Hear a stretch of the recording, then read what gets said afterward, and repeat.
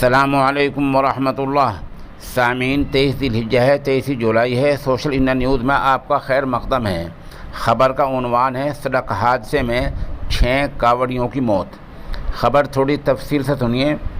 उत्तर प्रदेश के हाथरस शादाबाद रोड पर संत Francis school के मुत्तसिल देर रात लगभग 2 बजे एक डंपर से 7 कांवड़िए कुचले गए हैं। एक की हालत निहायत नाजुक बताई जा रही है और 6 की मौत हो गई है। आगरा के एडीजी राजू कृष्ण ने बताया कि हमें डंपर के ड्राइवर के बारे में जानकारी मिली है और उसको जल्द ही पकड़ लिया जाएगा। बताया जा रहा है कि सब के सब ग्वालियर मध्य प्रदेश के रहने वाले थे। उधर हादसे की इत्तला मिलते ही आला अफसरान मौके पर पहुंच गए हैं।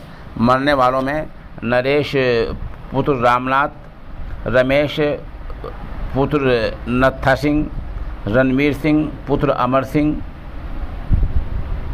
और जबर सिंह पुत्र सुल्तान सिंह, विकास पुत्र प्रभु ये सख्त ज़ख्मी हैं और एक की इनमें से शनाख्त पहचान नहीं हो पा रही है। बहरहाल ये देर रात लगभग 2 बजे बड़ा हादसा हुआ है।